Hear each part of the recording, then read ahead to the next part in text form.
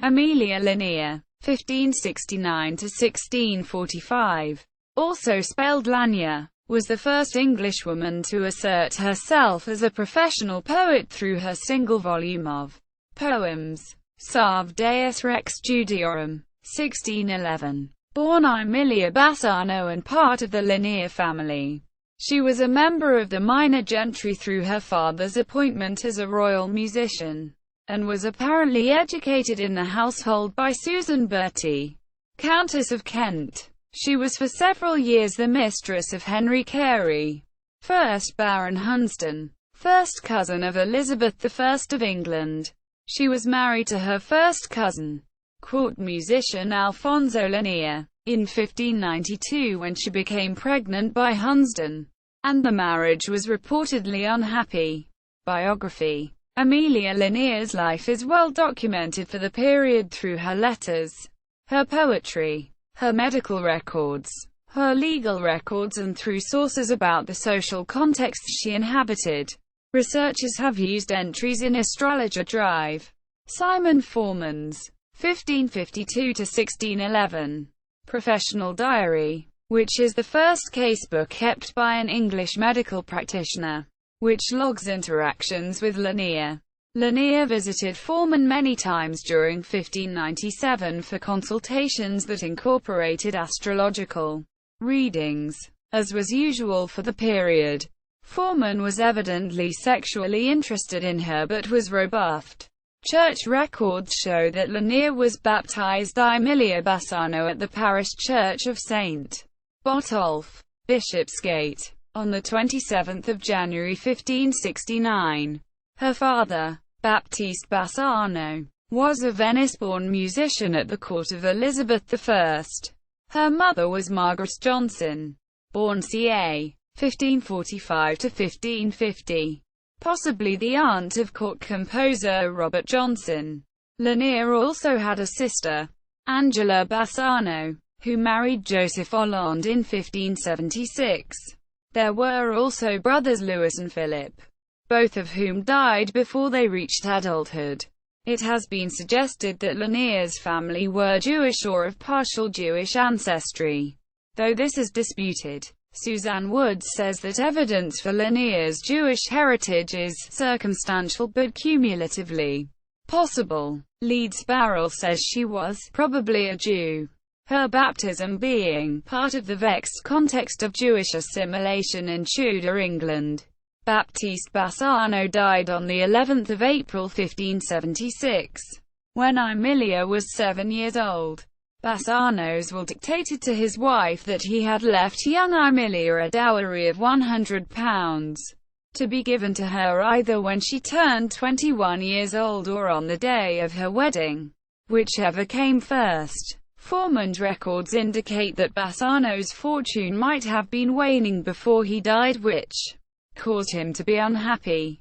Forsman's records also indicate that, after the death of her father, Lanier went to live with Susan Bertie, Countess of Kent. Some scholars have questioned whether Lanier went to serve Bertie rather than be fostered by her, but there is no conclusive evidence to confirm this.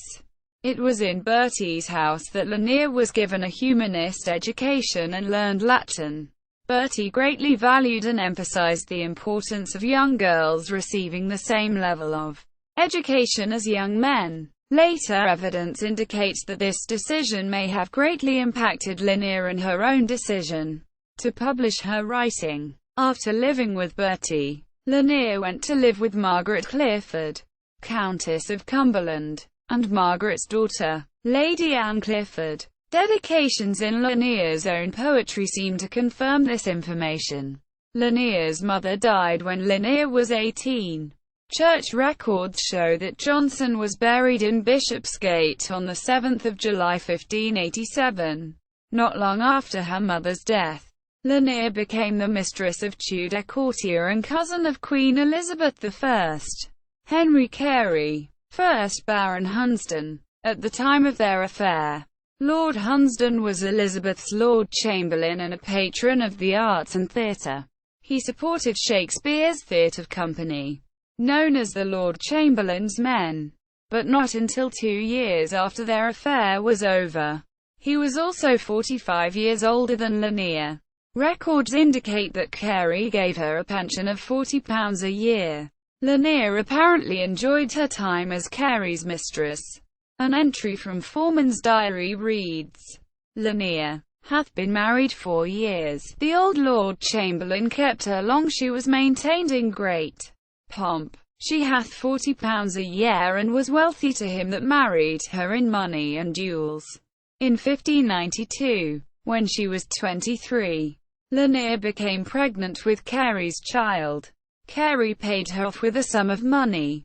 Lanier was then married to her first cousin once removed, Alfonso Lanier. He was a Queen's musician, and church records show the two were married in St. Botolph's Church, Aldgate, on 18 October 1592. Another of Foreman's diary entries indicates that the marriage was an unhappy one. It also indicates that Lanier was much happier as Carey's mistress. It reads, "And a nobleman that is dead hath loved her well, and kept her, and did maintain her long, but her husband hath dealt hardly with her, and spent and consumed her goods, and she is Norvay in debt." Alfonso and Aemilia remained married until his death in 1613. Foreman's diary entries suggest Lanier told him about having several miscarriages. It is known that Lanier gave birth to a son, Henry, in 1593, presumably named after his father, Henry Carey, and a daughter, Aedilia, in 1598. Aedilia died when she was 10 months old and was buried at St. Botolph's, Bishopsgate. Lanier's son married Joyce Mansfield in 1623. They had 2 children, Mary, 1627, and Henry, 1630. Henry Sr. died in October 1633.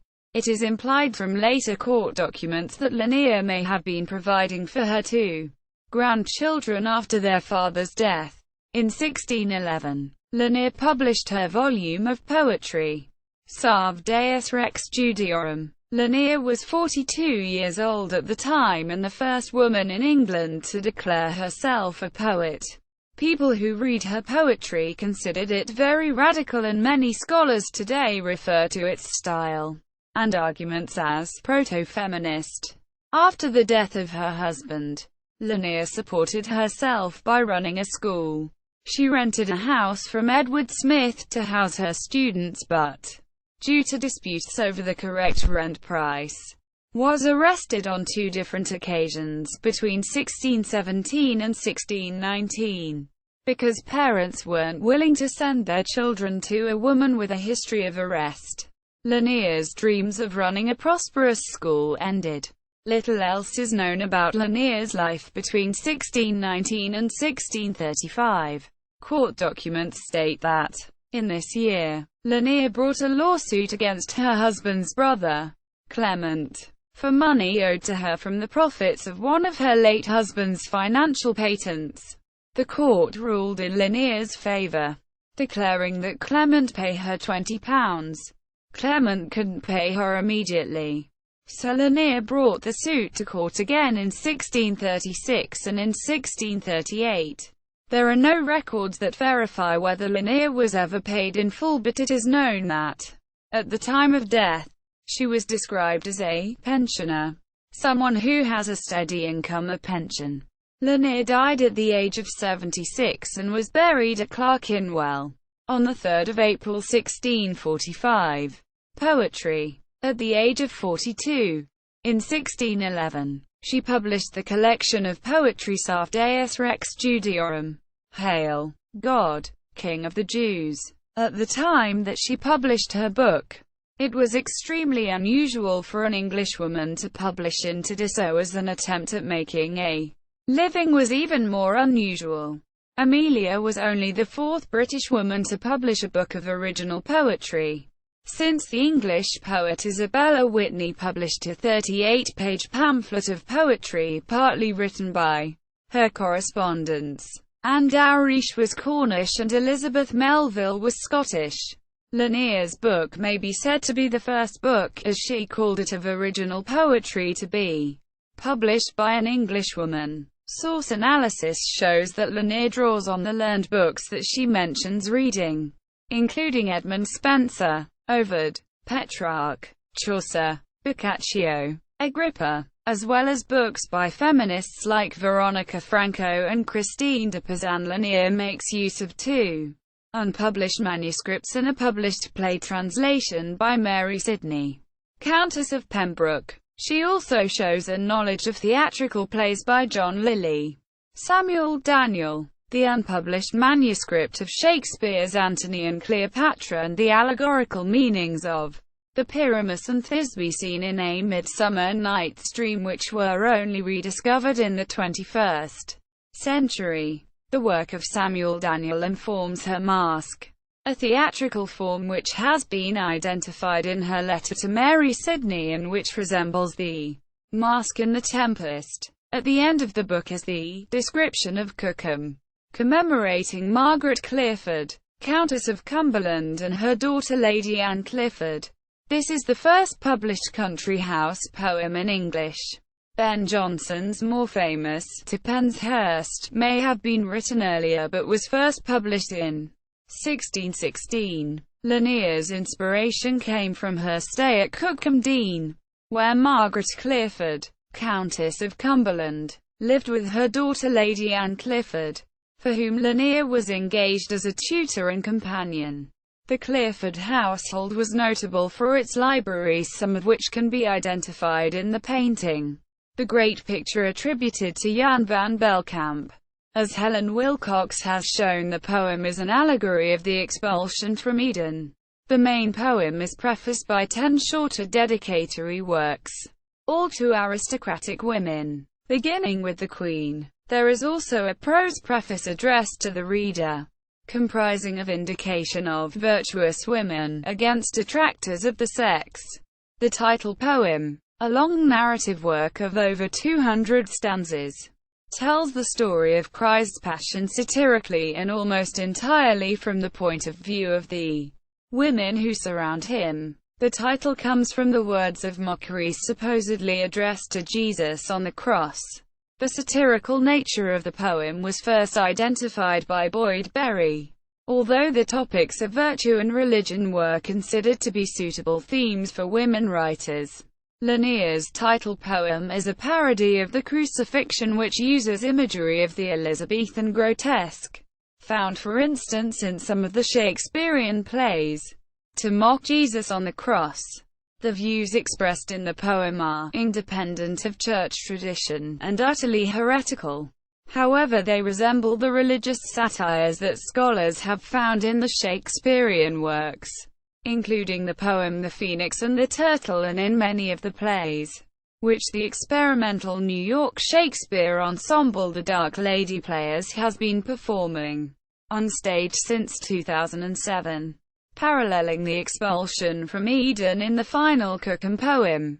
In the central section of Salve Deus, the poem takes up the Querelle des Femmes by redefining the Christian doctrine of the fall, and attacks original sin, which is the foundation of Christian theology and Pauline doctrine about women in particular. Lanier defends Eve, and womankind in general, arguing that Eve has been wrongly blamed for the original sin of eating the forbidden fruit, while no blame has been pointed at Adam. She argues that Adam shares most of the guilt by concluding that Adam was stronger than Eve, and thus, he should have been able to resist the temptation. She also defends women by pointing out the dedication of the female followers of Christ who stayed with him throughout the Passion, and looked for him first after the burial and resurrection. She also draws attention to Pilate's wife, who attempted to intervene and prevent the unjust trial and crucifixion of Christ. Lanier reproaches mankind by accusing them of crucifying Christ. She also notes the male apostles that forsook and even denied Christ during his crucifixion and passion. Lanier repeats the anti-Semitic aspects of the Gospel accounts, including hostile attitudes towards the Jews for not having prevented the crucifixion.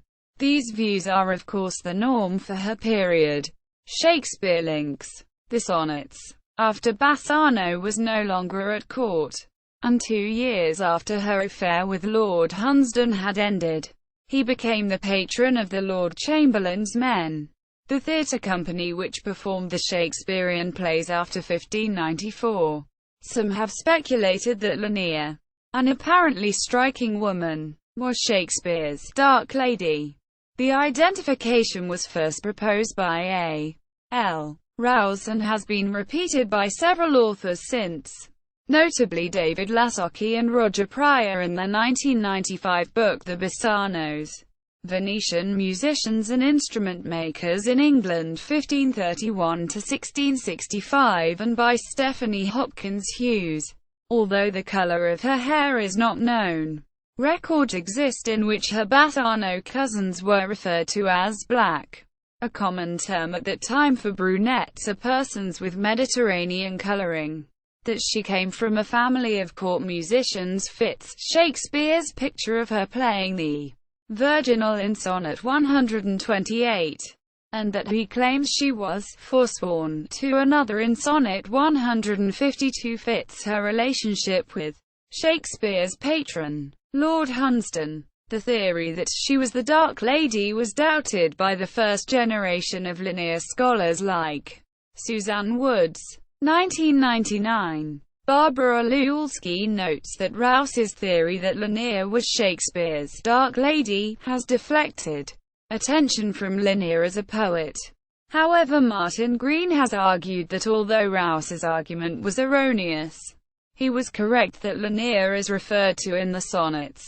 John Hudson has argued that Lanier is the author of some or all of the works of Shakespeare, including the sonnets as well as the plays, and as such her references to the Dark Lady should be interpreted as self-referential or autobiographical. Apart from the scholarly research, playwrights, musicians and poets have also expressed views. The theatre historian and playwright Professor Andrew B.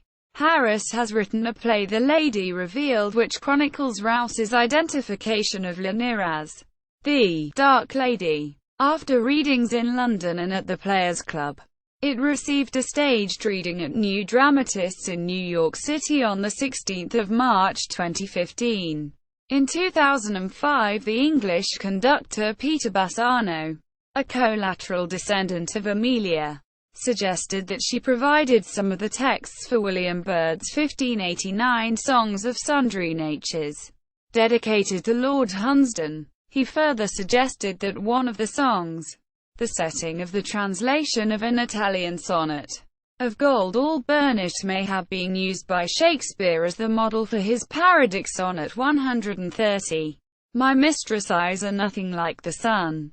Irish poet Niall MacDevitt believes Lanier was the Dark Lady, saying, she spurned his advances somewhere along the line and he never won her back. It's a genuine story of unrequited love. Quote, Tony Haygarth argued that a particular miniature portrait by Nicholas Hilliard, 1593, depicts Lanier. Plays. Janet Adelman thinks it likely that Shakespeare met the Bassano family if they were converted Jews. It possibly influenced the choice of names in The Merchant of Venice, given the centrality of conversion and intermarriage to merchants Jews.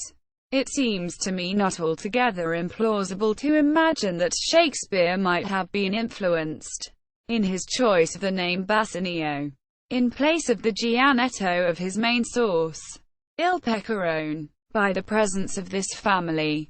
Quote, a number of commentators have concluded that it cannot be just coincidence that in Shakespeare's two Venetian plays, there is an Emilia in one, Othello, and a Bassan, I.O. in the other, The Merchant of Venice. In addition, in Titus Andronicus there is an Aemilius and a Bassianus, Bassanio being the original version of the name the family used on arrival in London, which is found in their burial records.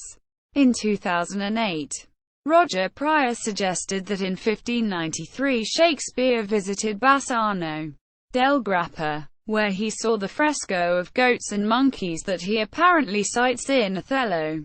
IV. I. 263. On the external wall of a house there. More recently, however, the relationship between these items has been identified. It has been pointed out that the name Emilia in Othello and Bassanio in The Merchant of Venice each coincide with a mention of a swan dying to music, which is the standard Ovidian image of the great poet. This is a literary device used in classical writings to conceal the name of the author of a literary work. Furthermore, as Prior observed, the play Othello refers to a location in the town of Bassano. The title of the play refers to the Jesuit Girolamo Otello from the town of Bassano. The character Emilia speaks the first feminist lines on an English stage and is a contemporary allegory for Emilia Bassano herself, and the musicians in both plays, as Prior shows, are allegories for members of her family. For these and other reasons, it has been argued that Lanier herself was a co-author of these plays, and especially of the 1623 First Folio version of Othello, which contains 163 key lines not present in the 1622 quarto. In addition, another signature exists in Titus Andronicus, where there is an Aemilius and a Bassianus each holding a crown. Each of these mirrors the other's position at the beginning and end of the play as rhetorical markers indicating that the two names are a pair, and bookend the bulk of the play. For reasons such as these, Emilia Bassano Lanier has been named by the Shakespeare Authorship Trust as one of 12 leading candidates for authorship of the plays and poems attributed to William Shakespeare. Feminist Ideals. Lanier's Poetry and Eve's Apology. Aemilia Lanier's Book of Poetry, Salve Deus Rex Judaeorum, has been viewed by many critics to be one of the earliest feminist works of British literature. Barbara Kiefer-Lewalski, in her article, Writing Women and Reading the Renaissance, actually calls Lanier the defender of womankind. Lewalski claims that with the first few poems of the collection, as dedications to prominent women, Lanier is initiating her ideas of the genealogy of women. The genealogy follows the idea that virtue and learning descend from mothers to daughters. Marie H. Lachlan continues Lewalski's argument in her article, Fast Tid Unto Them in a Golden Chain, Typology, Apocalypse, and Woman's Genealogy in Aemilia Lanier's Salve Deus Rex Judaeorum, by noting that the genealogy of women began with Eve. Laughlin claims that Lanier is advocating the importance of knowledge of both the spiritual and material worlds in connection with women. She argues that women must focus on the material world and their importance in it to supplement their life in the spiritual world rather than focusing solely on the spiritual. This argument stems from Lanier's desire to raise women up to the same level as men. Notes. See also Lanier Family Tree. David Bevington, Aemilia Lanier, Gender, Genre, and the Canon. Lexington, University Press of Kentucky. 1998. John Garrison, Aemilia Lanier's Salve Deus Rex Judaeorum and the Production of Possibility. Studies in Philology. 109.3. 2012. 290-310. Martin Green, Emilia Lanier as the Dark Lady, English Studies Volume 87. No. 5. October 2006. 544-576. John Hudson. Shakespeare's Dark Lady. Emilia Bassano Lanier, the woman behind Shakespeare's plays. Stroud. Amberley Publishing. 2014. John Hudson. Emilia Bassano Lanier, A New Paradigm. The Oxfordian 11. 2008. 65-82. http://www.shakespeare Oxford Fellowship. Org. WP content. Uploads. Oxfordian 2009 _Hudson _Bassano. PDF. Stephanie Hopkins Hughes. New Light on the Dark Lady. Shakespeare Oxford Newsletter. The 22nd of September. 2000. David Lasocki and Roger Pryor. The Bassanos. Venetian musicians and instrument makers in England 1531 to 1665. Aldershot. Schola Press. 1995. Peter Matthews. Shakespeare Exhumed. The Bassano Chronicles. Stanthorpe. Bassano Publishing. 2013. Ted Merwin. The Dark Lady as a Bright Literary Light. The Jewish Week. The 23rd of March. 2007. 56-7. Giulio M. Ongaro. New Documents on the Bassano Family. Early Music Volume 20. 3rd of August. 1992. 409-413. Michael Posner. Rethinking Shakespeare. The Queen's Quarterly. Volume 115. No. 2. 2008. 1-15. Michael Posner. Unmasking Shakespeare. Reform Judaism Magazine. 2010. Roger Pryor. Jewish Musicians at the Tudor Court. The Musical Quarterly. Volume 69. Number 2. Spring. 1983. 253-265. Roger Pryor. Shakespeare's Visit to Italy. Journal of Anglo-Italian Studies 9. 2008. 1-31. Michelle Powell Smith. Emilia Lanier. Redeeming Women Through Faith and Poetry. The 11th of April 2000 online at Suite 101.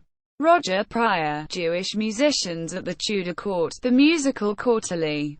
Volume 69. Number 2. Spring. 1983. 253-265. Ruffati and Zoratini. La Famiglia Piva Bassano nei Document degli Archivi di Bassano del Grappa. Musica e Storia. The 2nd of December 1998. Julia Wallace. That's Miss Shakespeare to You. Village Voice. The 28th of March. The 3rd of April. 2007. PG 42. Steve White Zenkorn. Shakespeare's Conspirator. The Woman. The Writer. The Clues. Create Space. 2015. Suzanne Woods. Lanyer. A Renaissance Woman Poet. New York. Oxford University Press. 1999. Full text of Salve Deus Rex Judaeorum. Discussion of the identification of Lanier as the Dark Lady. John Hudson's thesis that Lanier was the author of Shakespeare's plays. Project Continua. Biography of Emilia Lanier. Shakespeare. Lanier Walk. Works by Emilia Lanier at LibriVox. Public domain audiobooks.